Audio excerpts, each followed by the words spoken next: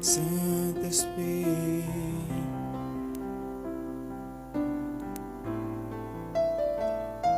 Je ne suis rien, je ne suis rien sans toi, Saint-Esprit.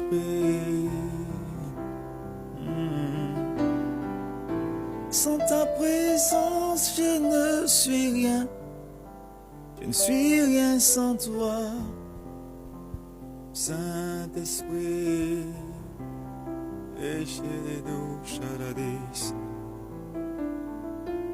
Je ne suis rien, je ne suis rien sans toi, Saint-Esprit.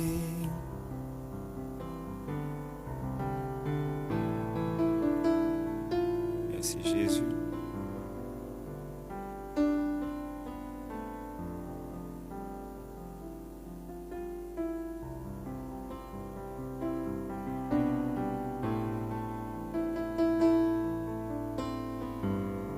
Tu es la source de ma vie, Saint-Esprit. Bonjour à tous, que Dieu vous bénisse abondamment. Soyez les bienvenus à sur cette vidéo où je partage quelques instants, quelques vérités avec toi, puisées de la parole de Dieu. Alors, je crois que ça peut faire du bien à quelqu'un, donc je veux t'encourager à partager cette vidéo à un frère, à un ami, à un groupe. Je pense que ça peut faire du bien à quelqu'un. Soyez les bienvenus avec votre frère. Je suis le pasteur Israël de Kofo depuis Daloa. Et content de vous retrouver, content de constater que vous suivez cette vidéo. N'hésitez pas à la partager, n'hésitez pas à commenter, n'hésitez pas à la liker. Et je pense que ça fera du bien à quelqu'un. Permettez à la vidéo de circuler et de toucher plusieurs personnes. Amen. Dieu vous bénisse abondamment. Père, nous te bénissons pour ces instants que tu permets. Merci pour ta grâce. Merci pour ta faveur. Tu nous fais du bien. Parle-nous encore ce jour. Donne-nous ton orientation. Dans ce monde, Seigneur, qui est confus. Dans ce monde, éternel Père, où il y a des turbulences. Je prie que ton esprit nous donne la vérité, nous oriente, nous canalise et nous permette d'accomplir ta parfaite volonté qui est notre destinée. À toi la gloire, à toi l'honneur. Touche toutes ces personnes qui verront cette vidéo, parle à leur cœur, change leur cœur. Au nom puissant de Jésus. Amen. Alors que Dieu vous bénisse, soyez encore les bienvenus. Nous allons partager juste quelques instants ensemble et je mets ma foi en Dieu que ça te fera du bien. Amen, ça te fera du bien. Je parle ce jour sur l'amour de Dieu. L'amour de Dieu, l'amour pour Dieu, l'amour pour Dieu. C'est un thème basique, mais je pense qu'il est très essentiel pour les temps dans lesquels nous sommes les amis. L'amour pour Dieu. L'amour pour Dieu. Lorsque nous allons dans la Bible, Matthieu 22, verset 36. Prenons notre premier verset de base, Matthieu 22, verset 36. Prends un peu de temps pour suivre la vidéo jusqu'à la fin. Prends un peu de temps pour suivre la vidéo jusqu'à la fin. Matthieu 22, verset 36.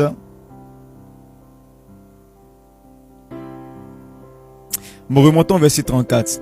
Les pharisiens, ayant appris qu'il avait réduit au silence les Sadducéens, se rassemblèrent et l'un des docteurs de la loi lui fit cette question pour les prouver. Au verset 36.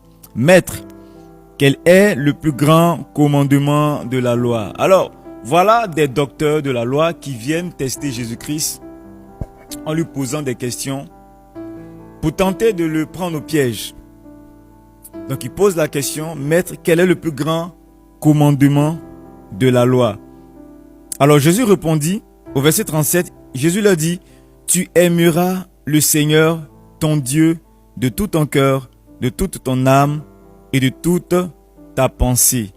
Jésus dit, le plus grand commandement de la loi, c'est que tu puisses aimer l'Éternel, ton Dieu, de tout ton cœur, de toute ton âme et de toute tes pensées. Au verset 38, il dit, c'est le premier et le plus grand commandement. Au verset 39, il dit, et voici le second qui lui est semblable.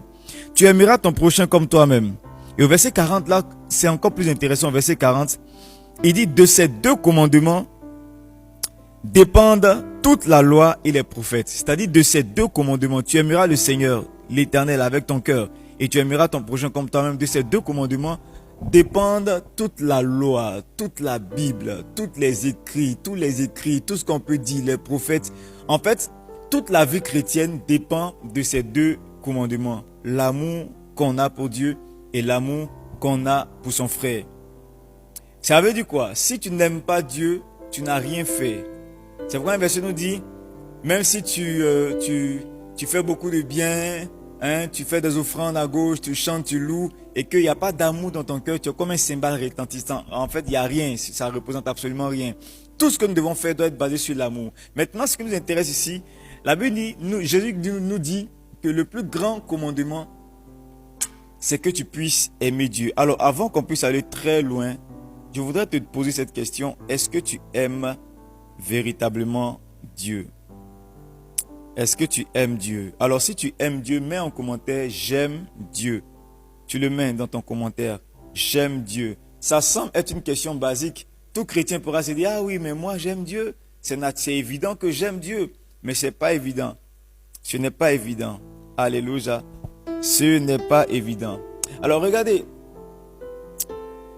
nous parlons de l'amour pour Dieu et à un certain moment de son ministère, Jésus a posé une question assez étrange à l'apôtre Pierre. Ça se voit dans Jean 21, verset 15. La Bible dit, après qu'ils eurent mangé, Jésus dit à Simon-Pierre, « Simon, fils de Jonas, m'aimes-tu plus que de même ceci ?» Alors, voilà Jésus-Christ avec ses disciples, il est mort, il est ressuscité d'entre les morts et il était dans une circonstance avec ses disciples. Et à un certain moment, il a pris Pierre de côté et il a posé cette question à l'apôtre Pierre. Il dit, l'apôtre Pierre, est-ce que tu m'aimes?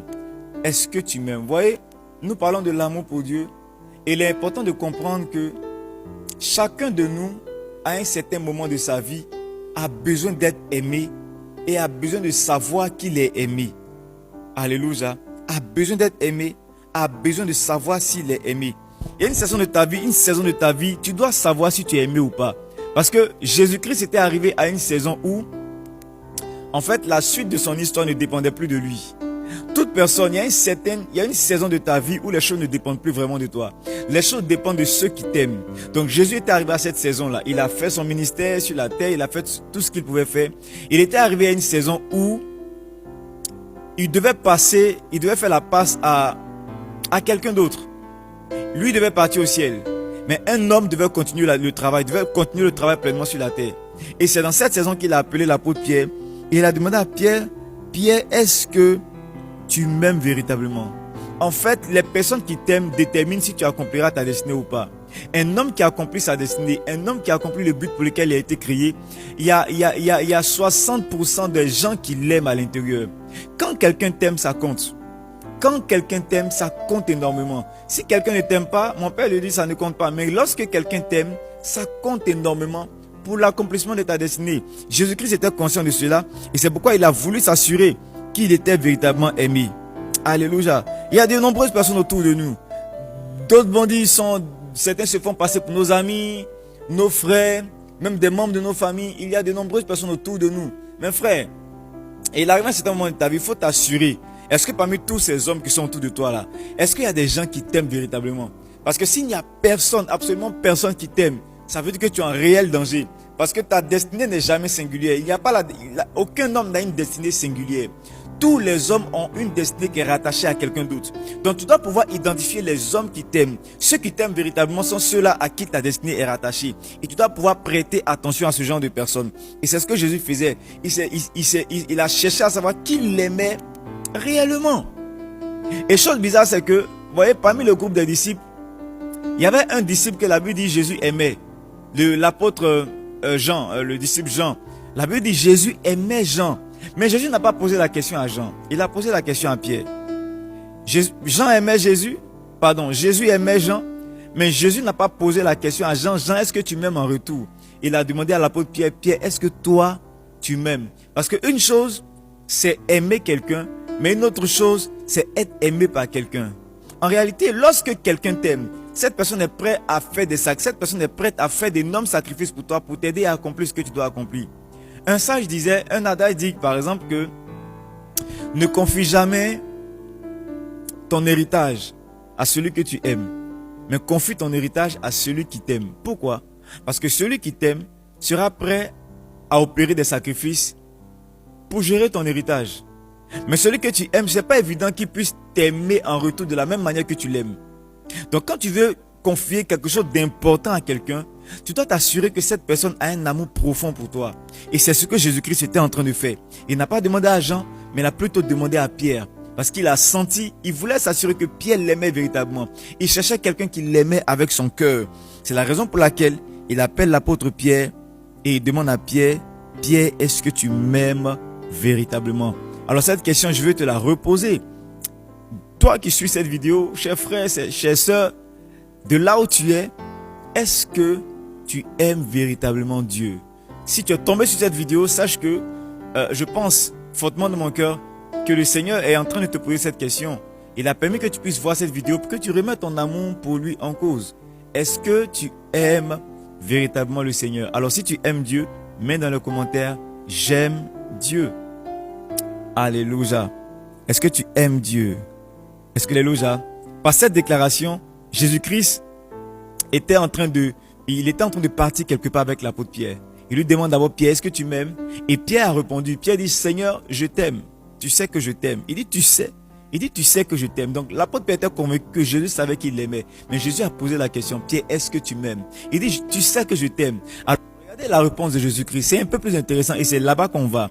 Jésus dit, alors Pierre, si tu dis que tu m'aimes, ce que tu vas faire, prends soin de mes brebis. Paie mes brebis. Si tu m'aimes, paie mes brebis. Jésus était en train de décliner un langage d'amour. Un langage d'amour. Pour la plupart, vous avez déjà entendu parler de ce qu'on appelle le langage d'amour. Jésus également était en train de décliner un langage d'amour. Il dit, si tu m'aimes, prends soin de mes brebis. Il a posé la question à trois reprises à l'apôtre Pierre. Pierre, est-ce que tu m'aimes? Pierre a répondu, tu sais que je t'aime. Tu connais toutes choses, tu sais que je t'aime. Jésus lui a dit, alors si tu m'aimes, prends soin de mes brebis. Alors, où est-ce que je veux en venir avec toi? Jésus était en train de montrer à l'apôtre Pierre que lorsqu'on aime, l'amour ne reste pas dans les paroles, mais l'amour doit toujours se traduire en action. Lorsqu'il n'y a pas d'action, il n'y a pas de preuve d'amour. Et lorsqu'on aime, on doit prouver notre amour par des actions. Les amis, je crois fortement de mon cœur que dans notre saison, dans notre génération, dans notre ère, le verbe aimer ne signifie plus grande chose. Je ne crois plus au verbe je t'aime ou bien aimer. Hein? Quand quelqu'un te dit je t'aime là, en fait ça veut rien dire aujourd'hui. Parce que le cœur de l'homme est devenu tellement méchant. Le cœur de l'homme, ou bien les hommes sont devenus tellement doubles. Et la duplicité a tellement évolué qu'aujourd'hui, quand quelqu'un te dit je t'aime, en fait ça ne veut rien dire. Le véritable amour se voit ou bien se traduit dans les actions. Quand quelqu'un te dit il t'aime, s'il ne peut pas prouver son amour, alors il ne t'aime pas.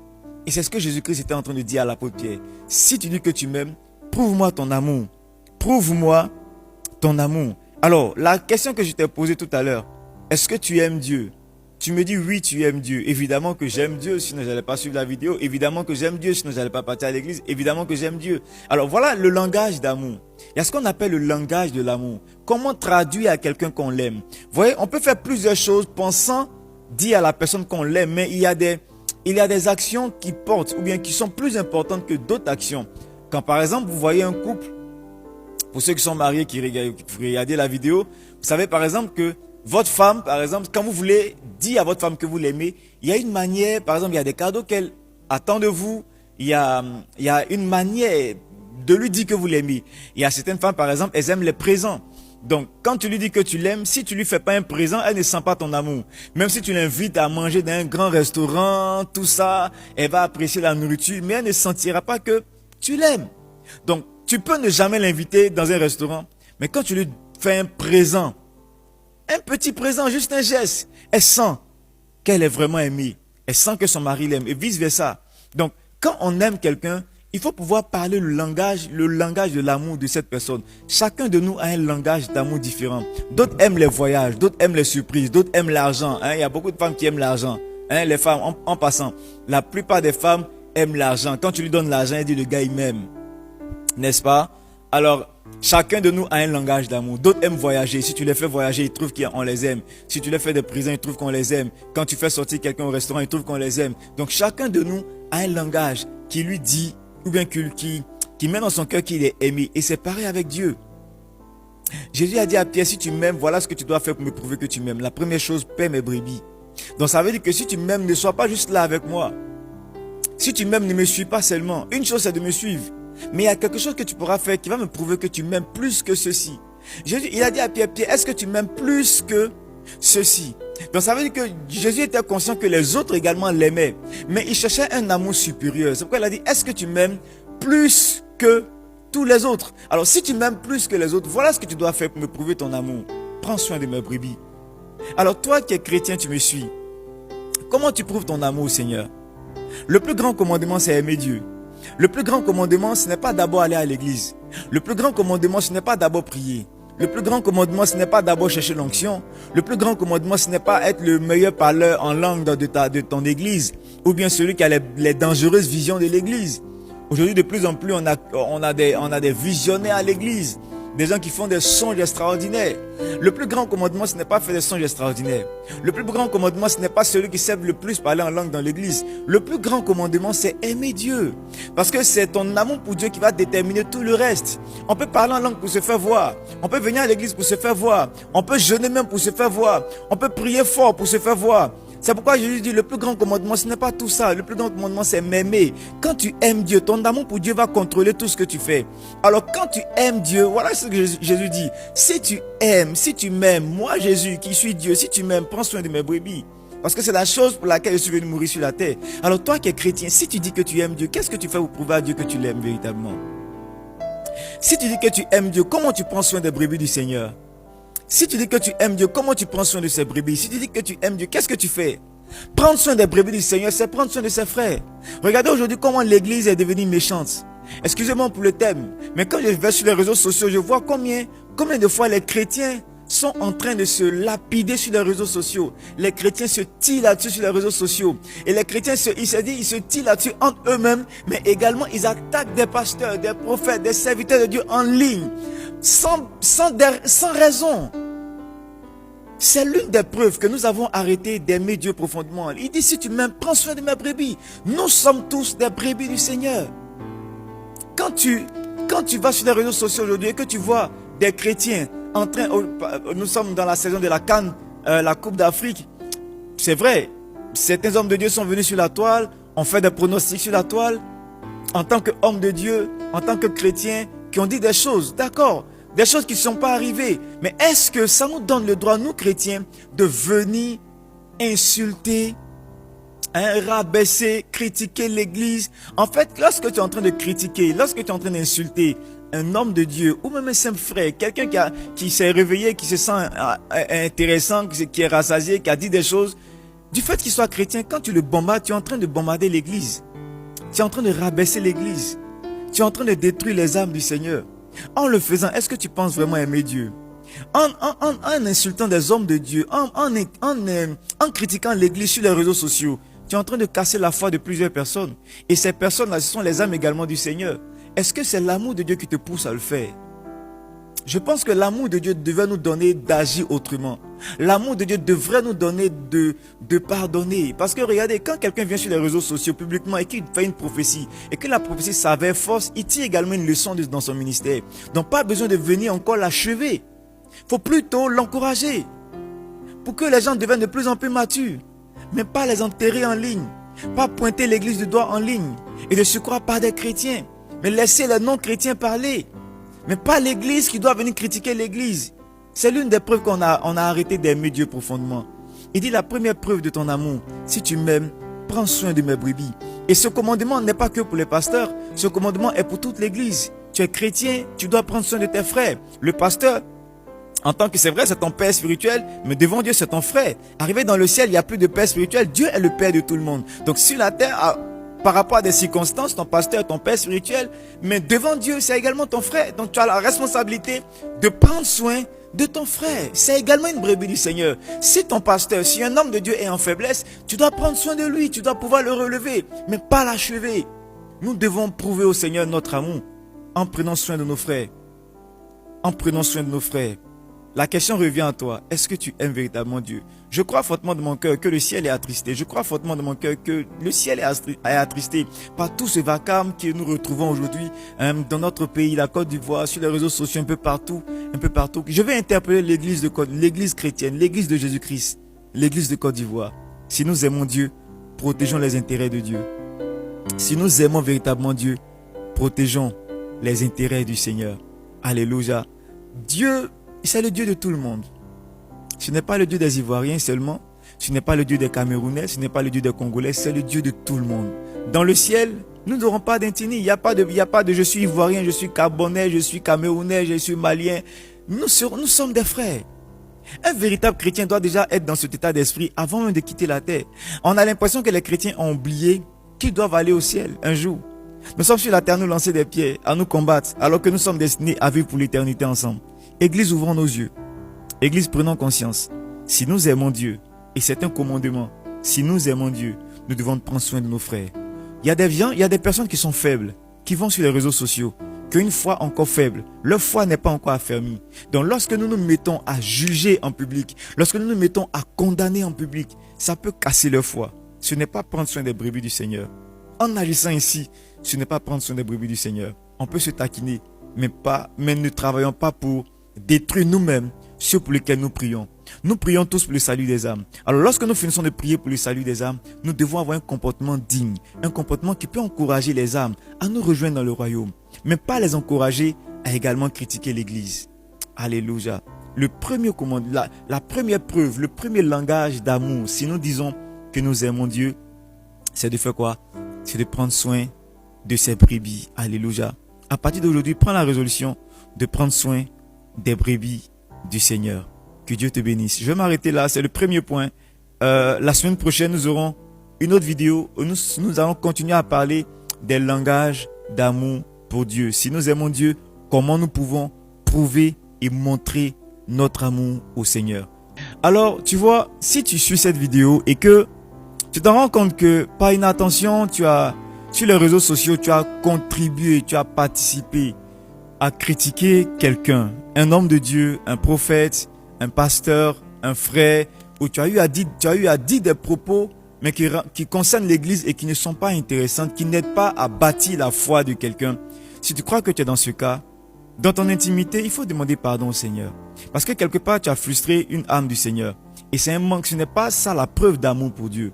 Quelque part, tu as fait du mal au Seigneur parce que tu as peut-être frustré ou contribué à la perte de la foi d'une brebis du Seigneur.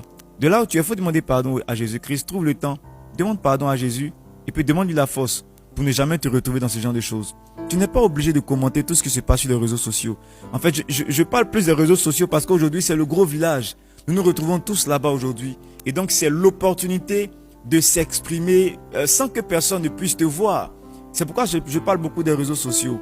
Mais en dehors des réseaux sociaux, il y a ton église, il y a tes frères à l'église, dans ton église locale. Ne contribue plus jamais à insulter, à dénigrer. En le faisant, tu attaques directement l'église de Jésus-Christ. Et ce n'est pas une bonne chose. Amen. Que Dieu te bénisse. Je veux que tu puisses partager cette vidéo à quelqu'un, que tu puisses l'envoyer dans tes groupes, que tu puisses copier le lien et mettre quelque part pour aider l'église du Seigneur à se recadrer et à se concentrer sur le but que le Seigneur nous a donné. Il a dit, allez et faites de toutes les nations des disciples. Il n'a pas dit aller faire des palabres, aller faire des histoires. Église, soyons concentrés. Soyons véritablement concentrés. Il y a beaucoup de distractions autour de nous. Soyons concentrés. Battons-nous pour aimer Dieu et travaillons pour le salut des âmes. Que Dieu te bénisse, que sa grâce te soit pleinement multipliée. Notre Père, je veux prier pour tes enfants qui suivent cette vidéo. Donne-leur la force de ne pas se laisser distraire. Nous sommes dans un monde qui est rempli de distractions. Éternel Père, ouvre nos yeux afin que nous puissions voir les ruses du diable et ne pas tomber dans les ruses du diable. Aide-nous à être concentrés et focalisés sur toi et sur le but que tu nous assignes en tant que chrétiens, en tant qu'Église. Tu reviens bientôt et nous ne voulons pas perdre de vue ta venue prochaine. Aide-nous à t'aimer. Donne-nous de t'aimer, d'apprendre à t'aimer et de nous battre pour garder ton amour dans notre cœur. Merci pour toutes ces personnes qui ont regardé ces vidéos. Merci parce que tu touches le cœur, tu parles à le cœur, tu restaures le cœur. Au nom puissant de Jésus-Christ de Nazareth, quelqu'un écrit dans le commentaire Amen, Amen, Amen et Amen. Que Dieu te bénisse et à très bientôt.